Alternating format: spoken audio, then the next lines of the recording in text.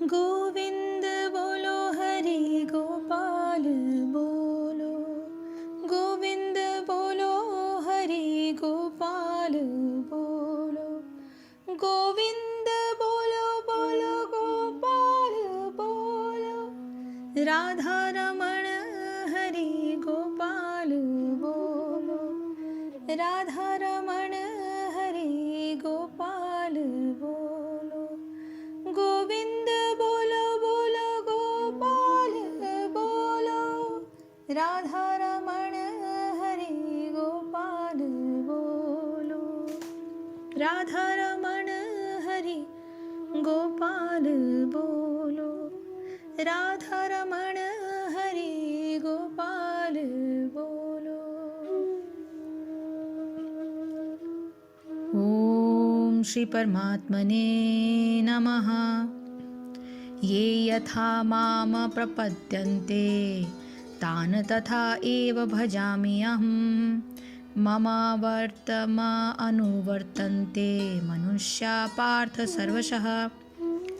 ये यानी जो, यथा जिस तरह, माम मेरी, प्रपद्यन्ते शरण में जाते हैं, तान उनको, तथा उसी तरह, एवं निश्चय ही, भजामि फल देता हूँ, अहम मैं, मम मेरे, वर्तम पथ का, अनुवर्तन्ते अनुगमन करके, मनुष्य सारे मनुष्य, पार्थ हे पृथापुत्र, सर्वशः सभी प्रकार से।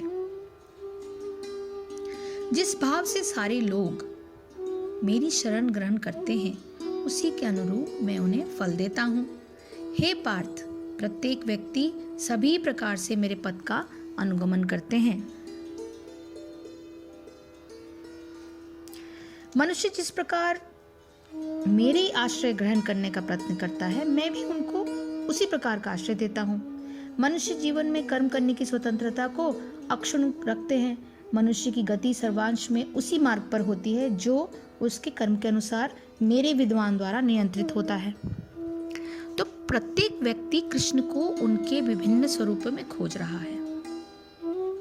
भगवान श्री कृष्ण को अंशतः उनके निर्विशेष ब्रह्म ज्योति तेज में तथा प्रत्येक वस्तु के कण कण में रहने वाले सर्वव्यापी परमात्मा के रूप में अनुभव किया जाता है, लेकिन कृष्ण का पूर्ण साक्षात्कार तो उनके शुद्ध भक्ति ही कर पाते हैं।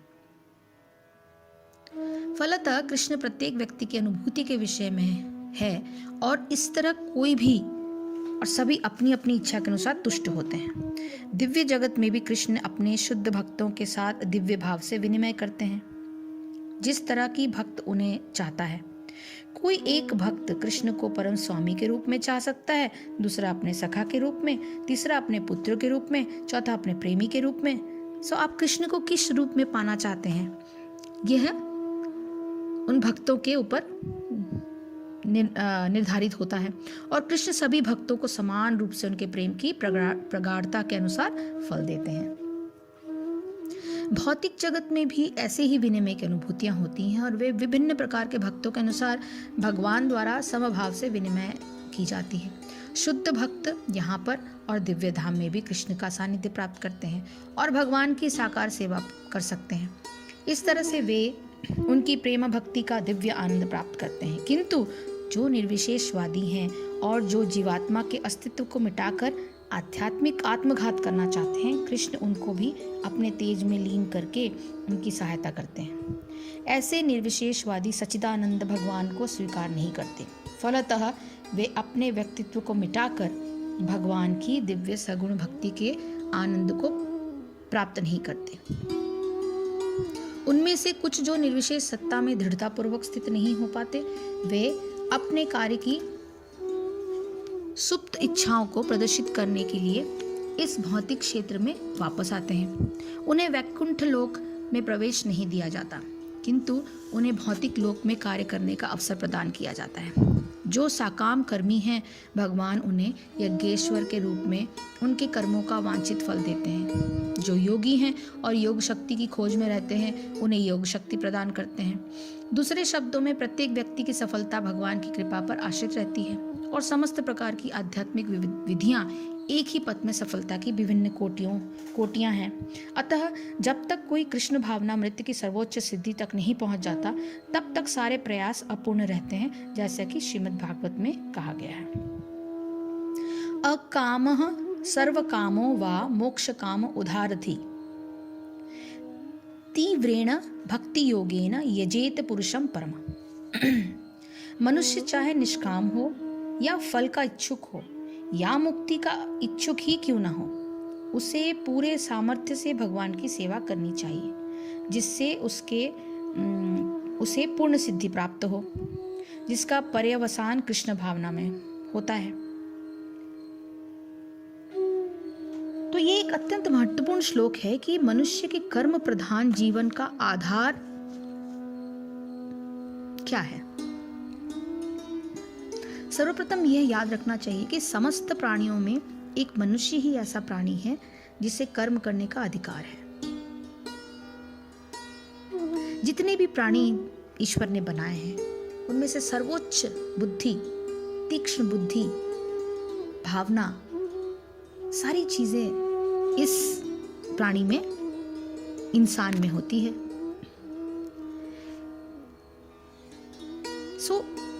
प्राणियों को ही कर्म करने का अधिकार है।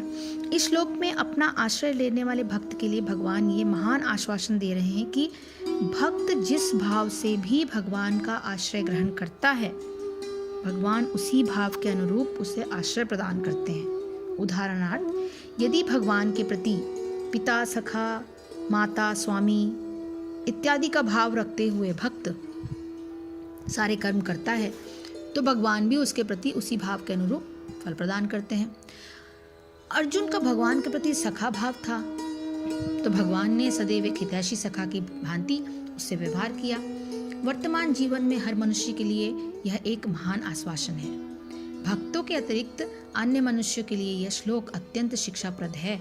जो भगवान का आश्रय ग्रहण करने के इच्छुक न होकर अपने स्वार्थ का आश्रय लेते हैं, उनके लिए श्रीमद् भागवत में बताया गया है कि कामाद द्वेषा दयात स्नेहाद्यथा मक्तयेश्वरे मनः आवेश्य तदघं हित्वा बहवस्तद गतिं गथा। अर्थात अनेक मनुष्य काम से, द्वेष से, भय से और स्नेह से अपने मन को भगवान में लगाकर एवं अपने सारे पाप धोकर वैसे ही भगवान को प्राप्त हुए हैं जैसे भक्त भक्ति से। किंतु ऐसा व्यवहार करके भी भगवान ऐसे व्यक्तियों का कल्याण ही करते हैं। उदाहरणार्थ, हिरण्यकश्यपु ने प्रहलाद के साथ अत्यंत हिंसापूर्वक व्यवहार किया, तो उनके अनुरूप भगवान ने नृसिंह अवतार में प्रकट होकर उनका पेट फाड़ डाला, किंतु परिणाम में भगवान ने उसको सद्गति ही दी, जिससे उसका तेज भगवान में समा गया। ऐसा ही कंस, रावण आदि के साथ भी हुआ। प्रत्येक मनुष्य को कुछ भी व्यवहार जीवन में किसी के साथ करता है, वो व्यवहार ऊपर से तो किसी अन्य व्यक्ति के साथ होता दिखता है, किंतु हर व्यक्ति के रूप में भगवान ही प्रकट है। अतः प्रत्येक व्यवहार व्यक्ति के रूप में भगवान के साथ ही होता है, फिर भगवान भी उसी के अनुरूप व्यवहार का फल देता है। यदि व्यवहार मधुर है तो उसका फल भी मधुर होता है, यदि व्यवहार कटु है तो उसका फल भी कटु होगा। ये सभी का अनुभव यह है कि किसी भी व्यक्ति के साथ किया गया व्यवहार वास्तव में अपने साथ ही किया हुआ व्यवहार होता है। इसी सिद्धांत के अनुसार धर्म का सार यही बताया गया है कि जो व्यवहार अपने प्रतिकूल हो वो किसी अन्य के साथ नहीं किया जाना चाहिए। जो आपको अपने लिए होता हुआ अच्छा ना लगे, उसे आप दूसरों के साथ ना करें।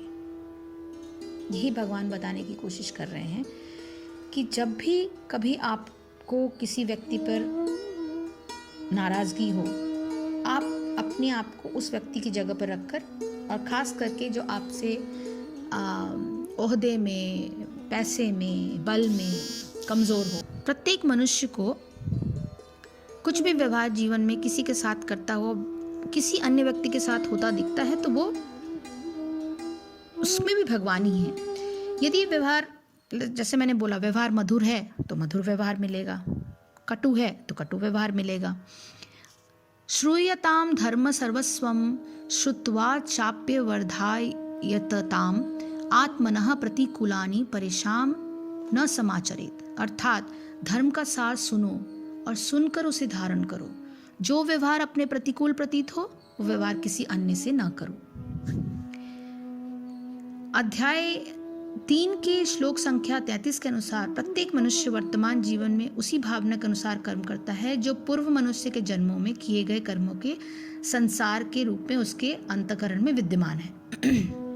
किंतु यह भावना वर्तमान जीवन में केवल उसी क्रिया को नियंत्रित करती है। उस कर्म से सुख की आशा अथवा दुख की आशंका करना न करना उसका वर्तमान का निश्चय है। यदि वो निश्चय कर लेता है कि जो कुछ भी कर्म वो पूर्व संस्कार से प्रेरित होकर कर रहा है उससे वो सुख अथवा दुख के रूप में अपने स्वार्थ का कोई संबंध नहीं रखेगा, अपितु उसे निस्वार्थ भाव से केवल लोक संग्रह अर्थात लोकहित के लिए किया ही करेगा, जो फिर वो उस कर्म के फल से सदा के लिए मुक्त हो जाता है और मोक्ष का अधिकारी हो जाता है। यही कर्मयोग का मौलिक सिद्धांत, जो सिद्धांत है वो यही है।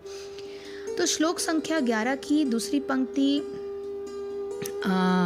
तीसरे अध्याय के 23वें श्लोक की दूसरी पंक्ति के अनुरूप इसमें एक महत्वपूर्ण बात समझने की है कि मनुष्य के पूर्व काल के कर्म के अनुसार वर्तमान जीवन में मात्र एक स्थूल परिस्थिति का ही निर्माण होता है, परंतु उस वर्तमान की परिस्थिति में मनुष्य क्या कर्म करे अथवा अपने उस कर्म को किस भाव से करे, यह उसके वर्तमान का निश्चय है। उसके पूर्वकृत कर्म वर्तमान में उसके भाव के प्रेरक नहीं होते। उदाहरणार्थ, यदि वर्तमान में मनुष्य के सम्मुख कोई ऐसी परिस्थिति बने जिसमें कोई व्यक्ति उससे क्रोधपूर्ण वचन बोले, तो वह उस मनुष्य के पूर्वकृत कर्म का फल हुआ। परंतु इस वर्तमान परिस्थिति में वह मन में क्या विचार रखे अथवा क्या प्रतिक्रिया करे, यह उस मनुष्य का वर्तमान का निश्चय होगा। इस निश्चय को करने में वो पूर्ण रूपेण स्वतंत्र है और यही वर्तमान का निश्चय है, उसके भविष्य की परिस्थितियों की नींव है। इस प्रकार प्रत्येक चरण में मनुष्य कर्म करने के लिए स्वतंत्र है, किंतु उसका फल भगवान के विद्वान द्वारा नियंत्रित है। इस श्लोक में बताए गए सिद्धांत के अनुसार ये भगवान का विधान ही है कि मनुष्य जैसा कर्म करता है वैसा ही फल भोगता है।